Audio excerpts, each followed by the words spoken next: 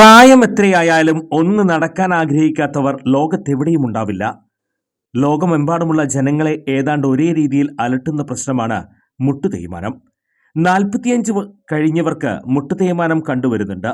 മുട്ടുതേയ്മാനം സംഭവിച്ചവർ മുട്ടുമടക്കാൻ പോലും കഴിയാതെ വീടിനുള്ളിൽ ഒതുങ്ങിക്കൂടേണ്ടി വരുന്ന അവസ്ഥയാകും.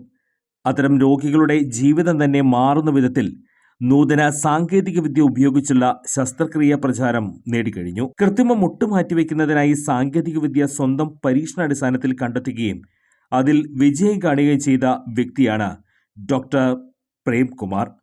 വടക്കാഞ്ചേരിയിലെ മാക്സ് കെയർ ഹോസ്പിറ്റലിലാണ് ഡോക്ടർ സർവീസ്. ഇവരുടെ ഈ സേവനം എന്നെ കേൾക്കുന്ന നിങ്ങൾക്ക് ആർക്കെങ്കിലും ആവശ്യമുണ്ടെങ്കിൽ ഡോക്ടറെ കോണ്ടാക്ട് ചെയ്യണം.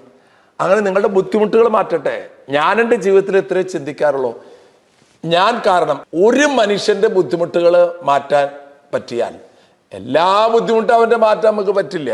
ഒരു ബുദ്ധിമുട്ടെങ്കിലും മാറ്റാലോ. പണ്ട് 2 മാറ്റല്ലേ? 2 അല്ല 2 ബുദ്ധിമുട്ട് മാറ്റാം കേട്ടാ. കാലിന്റെ മുട്ട് ബുദ്ധിമുട്ട് അത് നമ്മൾ മാറ്റി തരും.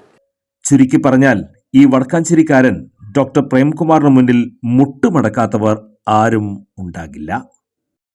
മാടായി കോളേജുമായി ബന്ധപ്പെട്ട് ഉയർന്നിരിക്കുന്നത് പ്രാദേശിക പ്രശ്നമാണെന്നും KPCC ഇടപെട്ട പ്രശ്നം സംസാരിച്ചു തീർക്കുമെന്നും പ്രതിപക്ഷ നേതാവ് VD സതീശൻ താൻ MK രാഘവനോടും കണ്ണൂർ ജില്ലാ പ്രസിഡന്റിനോടും സംസാരിച്ചിരുന്നു.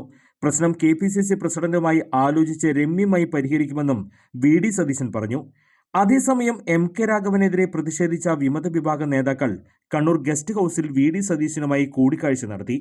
MK രാഘവനെ തടഞ്ഞതിന് സസ്പെൻഷൻ നേരിട്ട നേതാക്കളെയാണ് ഗസ്റ്റ് ഹൌസിലെത്തിയത്.